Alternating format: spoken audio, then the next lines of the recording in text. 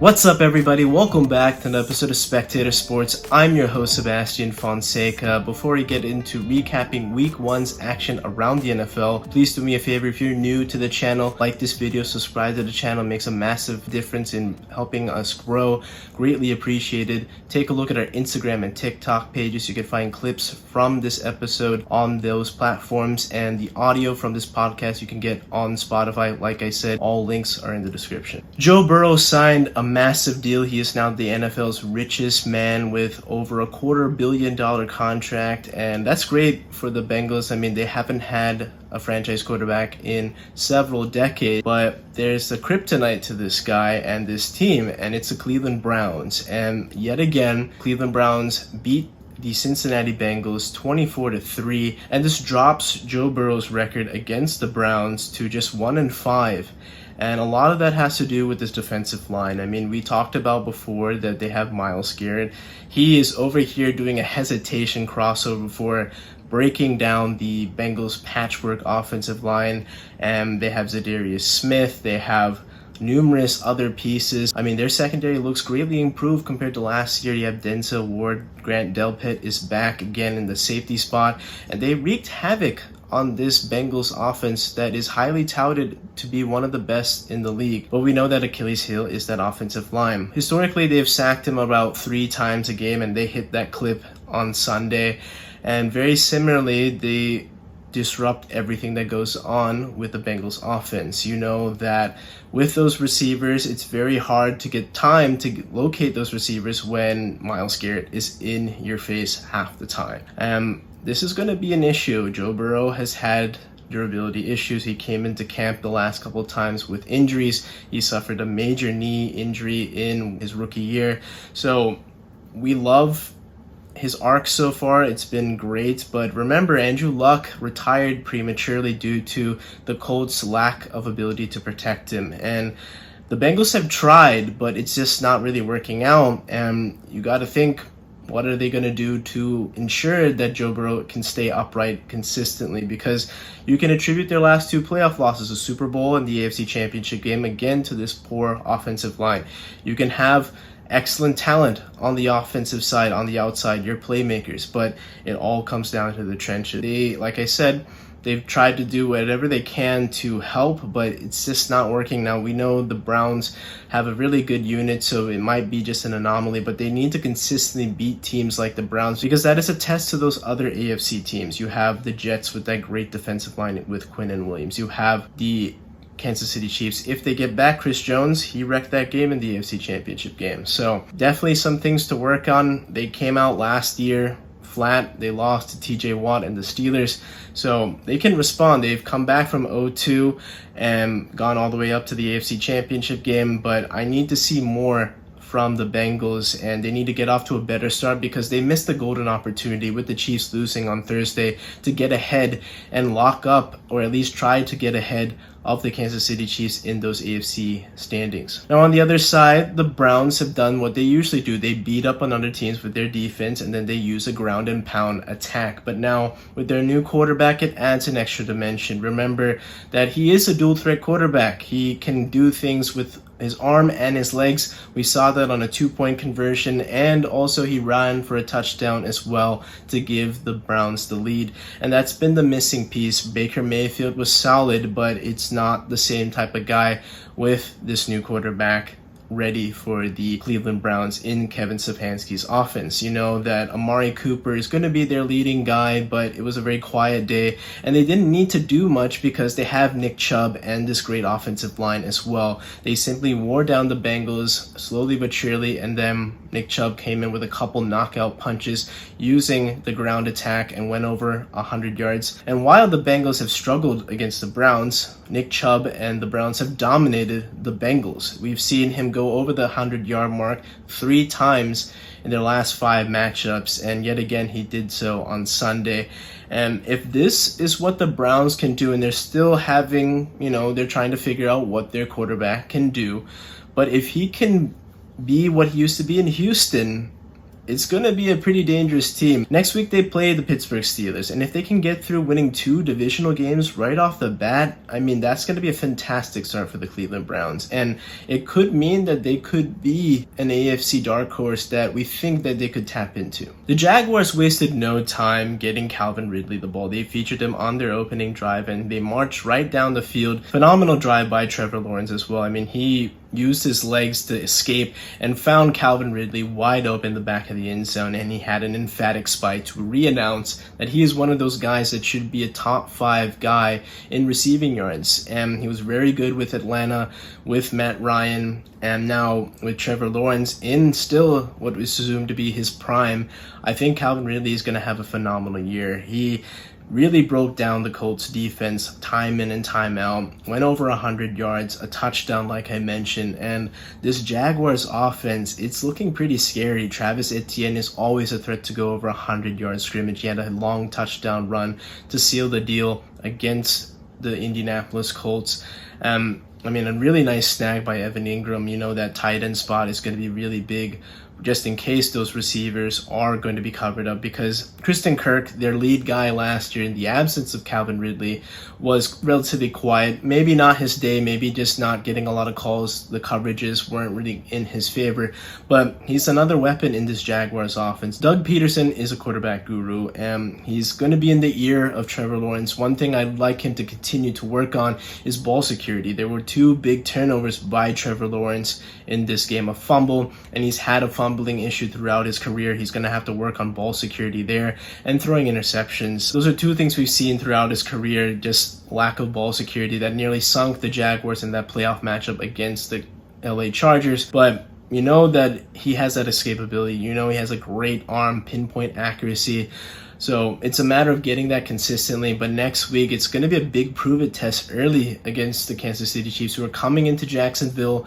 It's going to be in the Florida Heat, and it's going to be a big-time game for the Chiefs. They can't afford to go 0-2 to start the year. The Jaguars can certainly put an early season dent on the Kansas City Chiefs if they show up. To talk about the Colts, certainly a mixed bag from Anthony Richardson, and we're going to dissect his play later on with the other rookie quarterbacks that made their debut. But I was certainly impressed with a lot of things that he was able to do. It seemed that he had the best day out of the 3 rookie quarterbacks in the 2023 NFL Draft. To break down the debuts of each of the 3 rookie quarterbacks, let's start off with the top overall pick, Bryce Young. Bryce Young, he had, I think, what was a mixed bag, mostly bad against the Atlanta Falcons. Not a really good defense, but they had improvements in the secondary. You know that Jesse Bates signed from the Cincinnati Bengals, and he made 2 interceptions early against Bryce Young. A couple of the same type of routes. He's trying to throw over the middle, gun it in.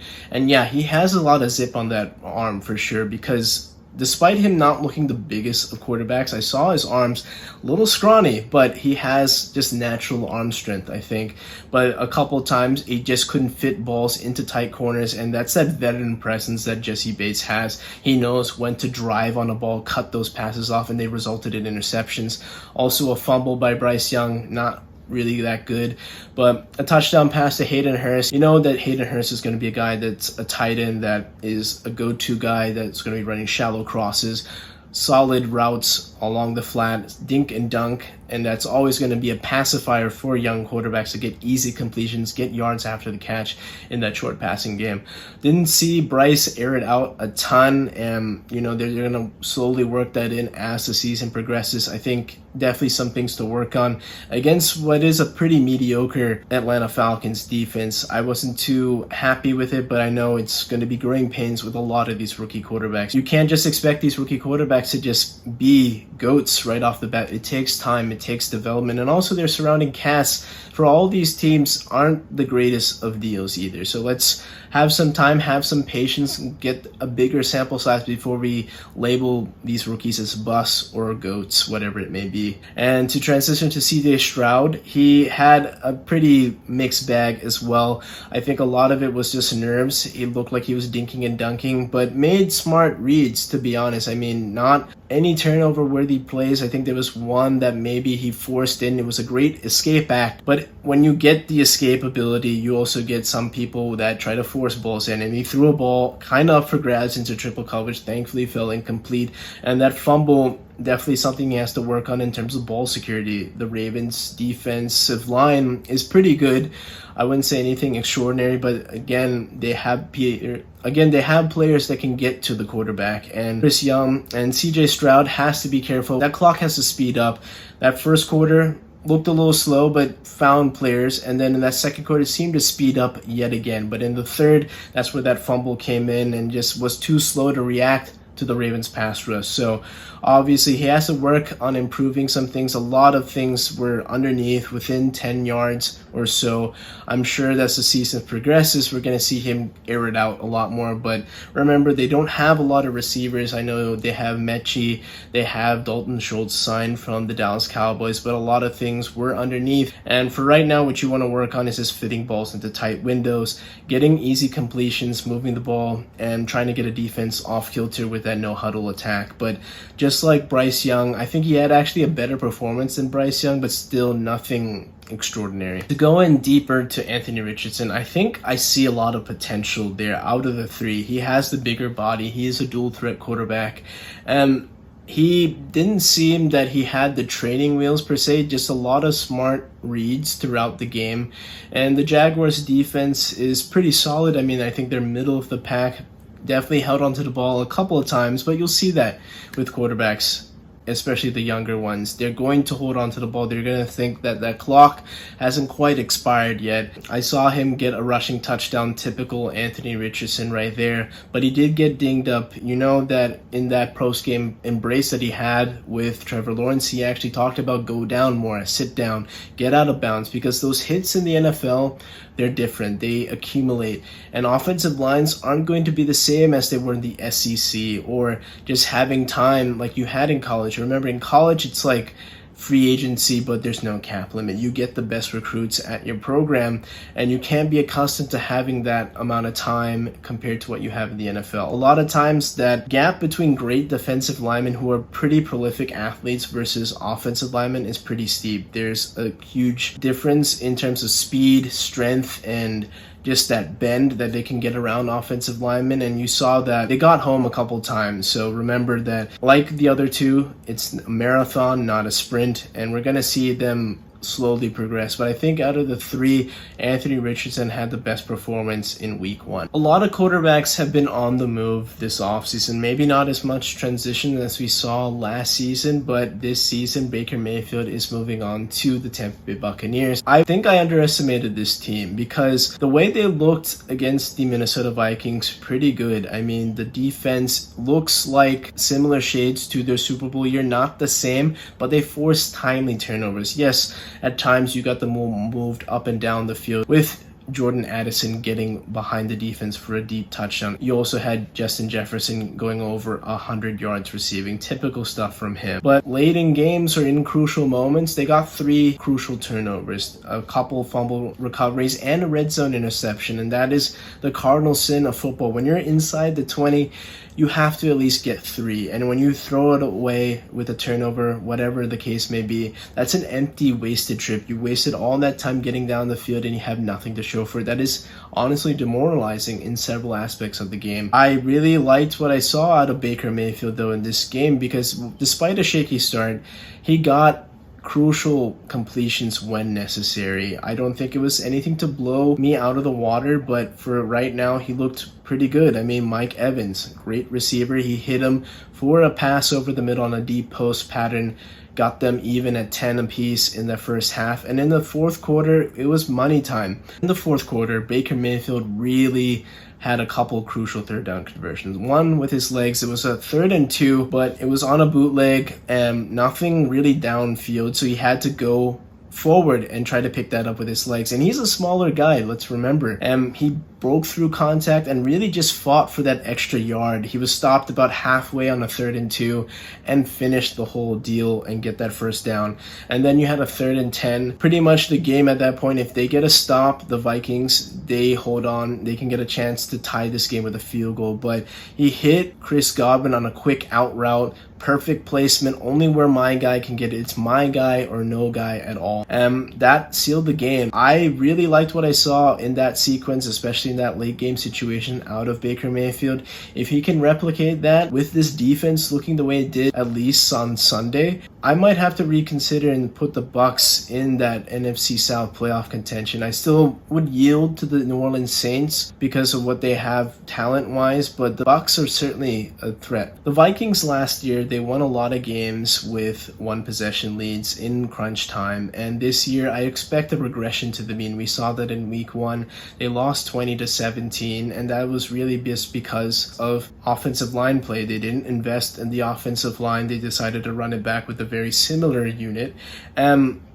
It didn't really translate to anything. Kirk Cousins had issues getting time to find his receivers, resulted in a couple turnovers with the strip sack. They're going to face a lot of talented defensive fronts in the NFC, and when you don't have a running game, I know Madison is going to take over as RB1. He didn't have a lot of pop. He had a nice touchdown in the receiving game, but you need running back to open things up, make the defense play a little bit honest, drag that safety into the box a little bit closer so that opens up the passing game. And again, they feed Justin Jefferson in first halves, you see that, but then they kind of go away with him. In the first half, he went over 100 yards. He had 7 receptions, but in the second half, he had just 2 catches for I think about 15 yards, and that's just not enough out of one of the best receivers in the game. And you saw Justin Jefferson got really annoyed and frustrated over that. He took out his frustrations on a red zone interception and laid out the safety there. I think that was purely frustration boiling over, and we've seen that out of Justin Jefferson, and not calling him a diva at all. I think he's a guy that is certainly a game-changing receiver, and when you get him the ball, good things happen. But this time, it just wasn't in the cards for them. And remember, he didn't get a long-term deal with the Vikings. They decided to let this thing boil over into the offseason. That's going to be hanging over their heads. I would have reservations of signing with the Minnesota Vikings because, yes, you can get a lot of money. But if you want to win, I don't know if the Vikings are that team to go and sign with long term, because there could be other teams in free agency that he could sign with. Now, do I expect the Vikings to let him walk? No. I would be concerned, though, if I was a Viking fan, because yes, you have this great talent. Yes, you can probably secure him to a long-term deal. But if this goes off the tracks, they have Kirk Cousins, but he's getting older. You don't know what he'll be in a year or two. If that changes in any capacity, I could certainly see that this team would end up trading Justin Jefferson or having to get rid of him because he may not want to come back with this Vikings team. It was Jordan Love and Justin Fields going head-to-head in Soldier Field, Chicago. It's a classic rivalry. I mean, this is the oldest rivalry in American football. And Jordan Love is coming in replacing Aaron Rodgers, and the Packers have a well-known calling card for long-term quarterbacks because Rodgers, then you have Brett Favre, and now you have Jordan Love stepping in. And honestly, he played great. 3 touchdown passes, no picks, looked in command of the offense, had 9 yards an attempt, and a couple passes looked like Aaron Rodgers. Now, sitting on the bench behind Aaron Rodgers for 3 years, I'd hope something would rub off, and you saw that a couple of times, that escapability we saw, because he is pretty athletic. I wouldn't know if he's a dual threat quarterback, but certainly has that escapability to break out of the pocket and throw downfield. And we saw a couple back shoulder passes to Romeo Doubs, just like we saw Aaron Rodgers do to Davante Adams. Am I saying Jordan Love to Romeo Doubs is what used to be Aaron Rodgers and Davante Adams? Hell no. It's way too early. And it is against a Bears defense that doesn't look like they've improved since last year. But I have to give some credit. This is a team that we had a lot of question marks on. They got it done on the road. It's nothing easy in the NFL, that's for sure. And they continued their dominance over the Chicago Bears. I was really impressed with also Romeo Doubs. We talked about that back shoulder pass, but he had 2 touchdowns.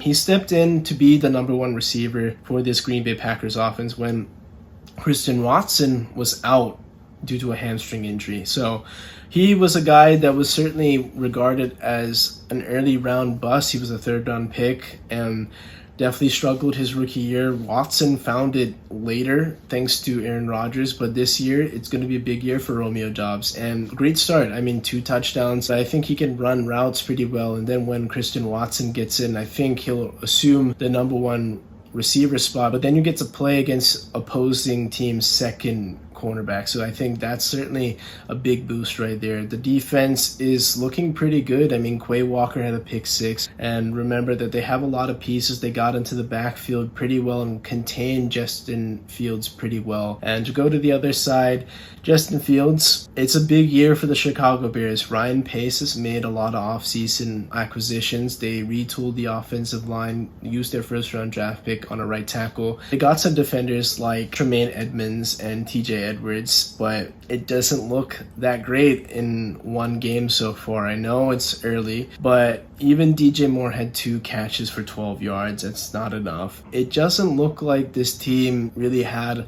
a lot going on. I mean, offensively, you thought this is the year that this offense really blooms. You get that number 1 wide receiver. Cole Kmet is coming into year 3 in the NFL. You still have Darnell Mooney. It's not really looking good. Certainly as the year progresses, you'd like to see some improvement, but a lot of meh right now. Not a lot of excitement, a lot of adjustments being made, because look at this opening sequence on the first 7 drives. You have turnover on downs, 2 penalties in Green Bay territory, a badly timed sack at the Green Bay 4-yard line, had to settle for a field goal. 4th sequence, 3 and out with a holding penalty, 5 plays, 14 yards, 3 plays, -2 yards, 3 plays and a turnover. 2 turnovers by Justin Fields, a fumble and a pick 6 to Quay Walker. Bad coverage on the return, just didn't seem like they had a lot of effort out there.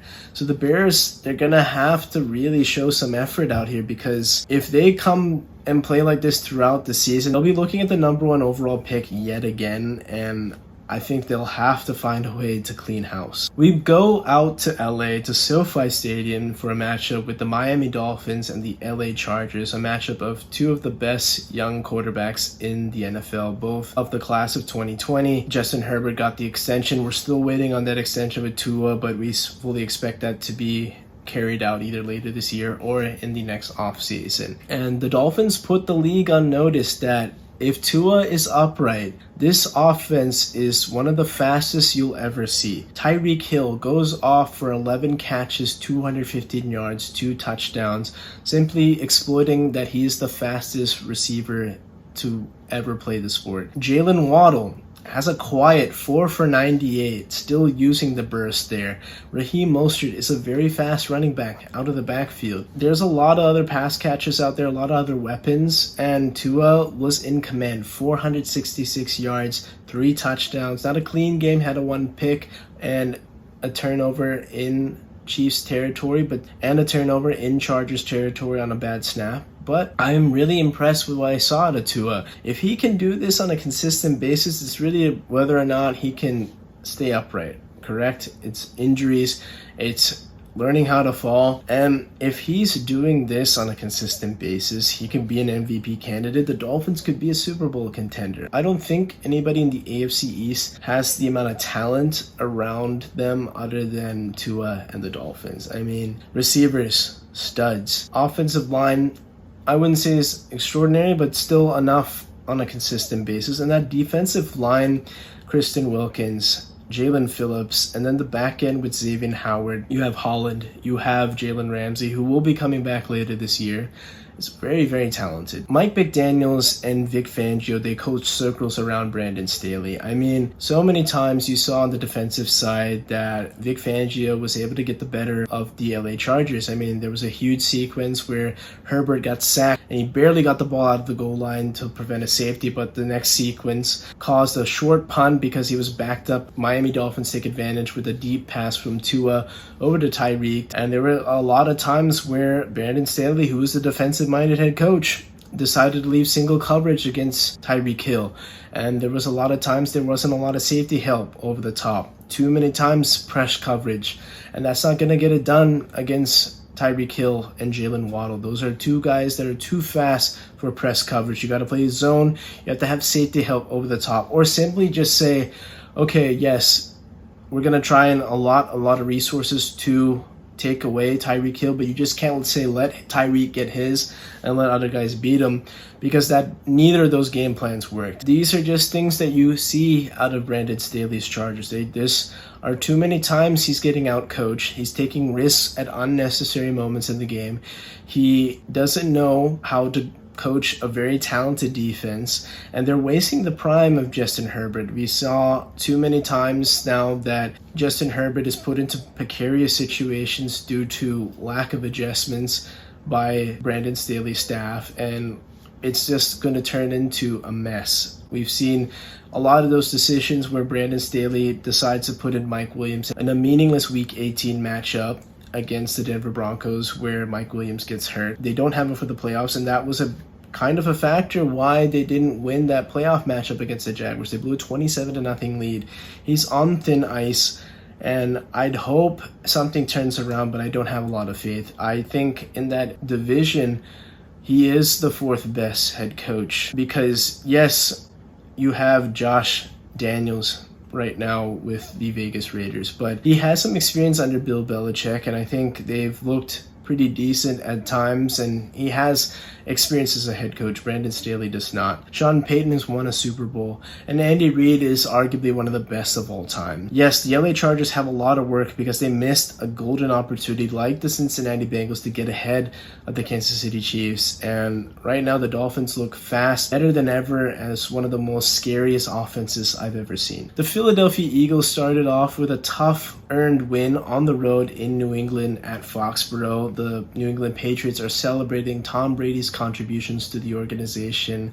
Not quite a jersey retirement ceremony, but an acknowledgement of what he did for the New England Patriots. And to start off with the Philadelphia Eagles, very sloppy performance. It was wet conditions all over the East Coast, but that's still no excuse.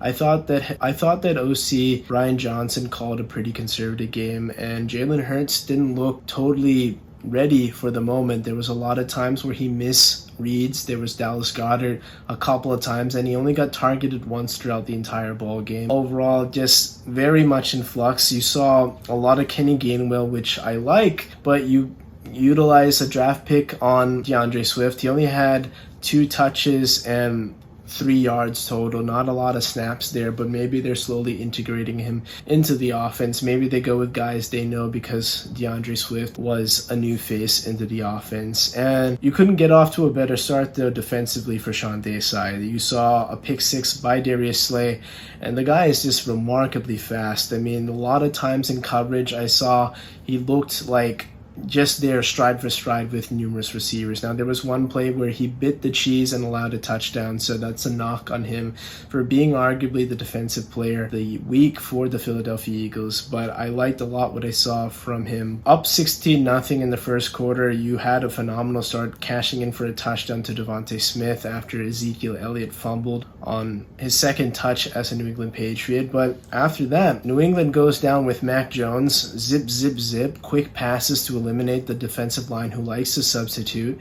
and it was 16-14 at halftime. New England has all the momentum. I was certainly disappointed after being up 16-0. I thought we were off to the races. We were announcing ourselves as a juggernaut to the NFL, but very disappointed with how that half finished. The second half, still no touchdowns, but at least the offense was able to move the ball into field goal range. I mean, spectacular performance by Jake Elliott. 2 50-yard field goals made. One was a 51-yarder. Another one was from 56 yards out. I don't think he's Justin Tucker, but you could make a case that he's the second best kicker in the NFL very consistently. And defensively, after getting Mac Jones to move the ball up and down, they finally got home. You saw Jordan Davis and Josh Sweat combine for a sack. And with the game in the balance, Jalen Carter, the first-round draft pick for the Philadelphia Eagles out of Georgia, made his appearance. He had a couple pressures. He even got a quarterback hit on Mac Jones, broke up a couple plays, but he had a quarterback sack as well in his debut. I thought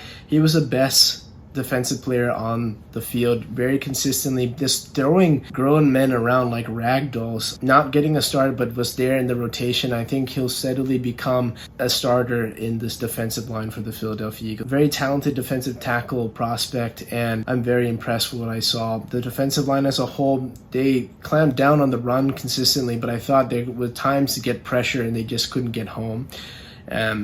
Don't have to work on it because next week they play the Minnesota Vikings, who lost the game. They're coming into Philadelphia on a short week, so they're going to be tested with Jordan Addison. They're going to be tested with KJ Osborne and also Justin Jefferson, arguably one of the best receivers in the league. Last year, Darius Slay took the effort to take Justin Jefferson out of the ball game. I expect them to do a lot of that, but James Bradbury did pick up an injury. But credit to Josh Jobe, who made a credible force-out effort to seal the deal. In the secondary, they had some moments where Reed Blankenship missed out on coverage, and then you had Justin Evans as well in the new safety spot get beat on a couple plays by Hunter Henry up the seam. And that's credit to Bill O'Brien. I mean, I thought this offense for the New England Patriots was nothing really scary, but Bill O'Brien, I think in a limited role as just being an offensive play caller, can dial up some plays. He had a couple great calls using seam routes, using deep post patterns out of the slot that had KJ Bourne running deep, running open for touchdowns. So definitely an improved version of the Patriots offense despite the loss. And Mac Jones, if he can have something together, I think this Patriots team would look a little better than what we originally expected this year. The Giants let a bad snap set off a catastrophic sequence of events. They were moving the ball pretty well, but the drive stalled out with that bad snap. And yeah, they'd recovered, so you thought they're going to just settle for 3. Defense gets going, but immediately blocked and then taken back for a touchdown by the Dallas Cowboys. They go up 6-0. Saquon Barkley gets the ball jostled out, and it turns into a pick six thanks to a great hit by Trayvon Diggs and a pick six by Bland, the safety. A lot of bad sequences where Daniel Jones is trying to make too much out of nothing, forcing a ball to Stephon Gilmore. I don't know what he saw there. Turnover. Dallas cashes in, and next thing you know, it's halftime and the Cowboys are up 26-0. You have half of New Jersey and New York City at MetLife Stadium making the trip on a pouring rain night on Sunday Night Football to get embarrassed, eventually a score of 40-0 on national television on Sunday Night Football. You saw with the fans, I mean, they were looking dismayed, in disarray, a lot of sad faces out there. A wasted effort. It was a very poor showing by Brian Daboll. I think when you force the ball and get that many turnovers early, it's very hard to overcome that, no matter how much of an improvement you saw out of Daniel Jones and this Giants offense. This is a little bit more of the regression to the mean. I don't think it's like this drastic, but the Giants have always struggled against these upper tier teams. They beat up on a lot of bad opponents. They won a lot of one-possession games last year. But this year, they're going to face a tougher schedule. This year, the Dallas defense made a statement that we want to be one of the best defenses in the league. They've routinely dominated the Giants, but this was next level. I mean, Micah Parsons broke up and got into the backfield, had a sack, had 7 sacks on the night. I mean, this total utter dominance. Dak didn't even have to do anything. He could have handed the ball off and thrown it for 7 times in the game. It wouldn't have mattered. Dallas had the best opening night statement, and I think they will be a force to be reckoned with. I want to see more before I guess anoint them as a Super Bowl contender, because the Giants have always fallen flat against Dallas. But for right now, Dallas has looked really good on paper. Aaron Rodgers goes down with what looks like to be a catastrophic injury. It's a devastating start to an offseason surrounded by hype, and we thought with Hard Knocks and all the cameras, the headlines around this Jets team, that they would finally take off.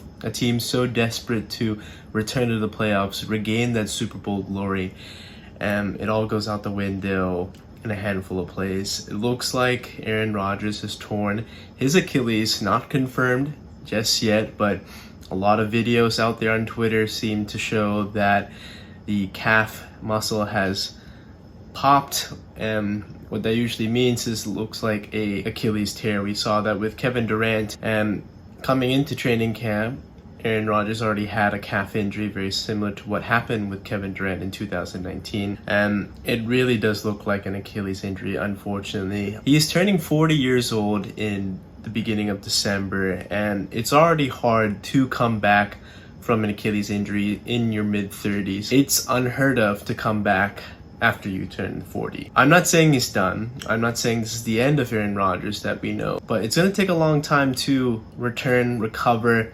even look like what he used to be. You could hear a pin drop at MetLife Stadium. And let's talk about MetLife Stadium. They tried to put in new turf to start this year after so many players have voiced concerns about this stadium. David Bakhtiari came in tonight voicing his displeasure. We saw Raheem Mostert, Nick Bosa both go down with soft tissue injuries. This happens too often at this stadium, and too many injuries, especially soft tissue injuries, happen in turf. Ligament snap, tendon snap. Too many times we've seen players go down with devastating injuries. This changes careers. The NFL and the NFLPA need to advocate for the removal of turfs. I've said this countless times on this platform. The World Cup coming in 2026 would be an embarrassment to see some of the world's best soccer players suffer injuries due to an embarrassment of a stadium that is MetLife Stadium. They can fire whoever the hell installed this turf. Just replace it with grass, nurture it, care for it, whatever you have to do, have a grounds crew, whatever it is. But turf has to go. I'm not sure what the Jets will do moving forward. They will have to bet in on a 40-year-old quarterback coming back from an Achilles injury, or go with somebody else. I feel terrible for the Jets organization. A season full of high hopes, expectation is gone just like that. It was a fairly somber mood on Monday Night Football after Aaron Rodgers' abrupt departure after just 4 snaps and what's confirmed to be a complete tear to the Achilles tendon, and that means his season's over, and Zach Wilson will be the QB1 for the foreseeable future unless they make a move to bring somebody else in. I do expect the Jets to bring in somebody else just to add into their quarterback depth, because right now it's just Tim Boyle as the backup. We've known that Joe Flacco has been there a couple times. Maybe they can call him up or take a flyer on Tom Brady. Absolutely worth a call. All he can say is no. It's going to be Zach Wilson, but it looks like it's going to be Zach Wilson moving forward. And to start that game, and to start from where he entered the game, they made the offense very simple. Heavy dose of running with Dalvin Cook and Breece Hall, and then his pass catchers really stepped up in key situations. Garrett Wilson had a phenomenal catch to tie the game with a juggling act. And I was really impressed with how this team was able to keep it together after such a devastating blow to start off. Defensively, this unit is a championship level defense. Jordan Whitehead had 3 interceptions and single-handedly kept the Jets in the game thanks to his interceptions. They either took points off the board from the Bills or had opportunities to set up short fields with a backup quarterback in Zach Wilson. Defensive line, Quinnen Williams was very disruptive. And then Quincy Williams, his older brother, in fact, had a phenomenal game from the linebacker spot to pair in with CJ Mosley. As a whole, this defense is going to wreak havoc and single-handedly win games for the Jets this season. But look at their schedule coming up. It is a gauntlet, and so many teams have superior quarterbacks. This AFC is more talented than ever. And as much as I'd like to see the Jets persevere, maybe get into the playoff mix, I think their defense can win them 3-4 games, but it's going to come down to, can Zach Wilson be competent enough to not mess up the game? And we haven't seen that so far. Immediately when he stepped in, he threw an interception to Matt Milano. Typical what we've seen, not seeing a linebacker cutting underneath the route. You'll have to clean that up moving forward. If you get a full week with a new OC in Nathaniel Hackett, maybe things change. But like I said, just the competition alone in their schedule, I think it's going to be very tough for the Jets moving forward. And the one positive out of all this, now, maybe if Aaron Rodgers comes back, they still have their first round pick. With him being out for the rest of the season, this means that they get to keep their first round pick. He won't hit 70% of the snaps, and Green Bay is going to get their second round pick.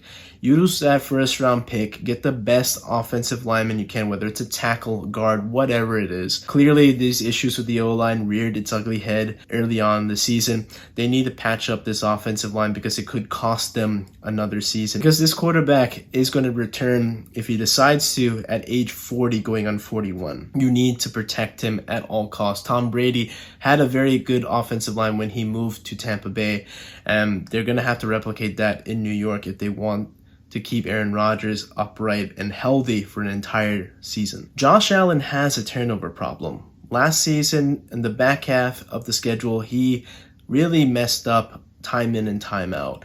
Too many times, careless interceptions, going recklessly with the ball, causing himself to lose the ball, fumbles, and it's possibly just because Brian Dable may not be there. The last 2 years, you've seen Josh Allen regress to what he used to be. These warning signs that he had coming out of Wyoming was that super talented, big arm, big body, great athlete, but missing the intangibles, the ability to keep it together and just take what the defense gives him. He was reckless then, and he's looking like his former reckless self now. I don't know what you can do to correct this. He's been great at saying, I messed up, I'm holding myself accountable, but I hate to see him do it again and again. He had a full off season to correct these issues, and immediately right off the bat, he had 4 turnovers and single-handedly lost them the game.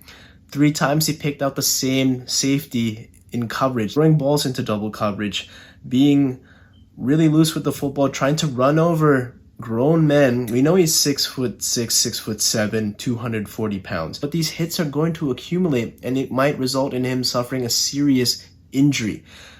Trevor Lawrence talked to Anthony Richardson, go down, preserve yourself. Hits in this league are different. I think he has to have that same talk with Josh Allen, because this has already cost the Bills a few games last year, and I think that was a reason why they eventually lost that number 1 seed last season as well, and they didn't have home field advantage throughout the playoffs. Well, it became inevitable anyways because Cincinnati rolled right in and took over. This year, I picked the Bills to miss the playoffs entirely, and the reason behind that was because I can't trust Josh Allen anymore. Josh Allen has lost my trust altogether with the lack of ball security. Brian Daboll isn't walking through that door anytime soon, and Josh Allen needs to really look himself in the mirror and find a way to make the smart plays, take what the defense gives him, make the right read. And if I'm the Bills, I already feel like my window is closing, if not already closed, because in this uber talented, ultra competitive AFC, there are so many quarterbacks with cheaper deals surrounded by great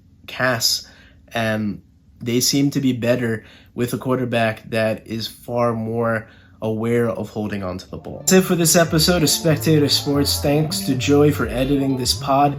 As you guys know, if you're new to the channel, like this video, subscribe to the channel if you haven't done so already. Links for our Instagram and TikTok pages are in the description. You can get the audio from this podcast on Spotify. And until next time, I'll catch you on the next podcast. Take care.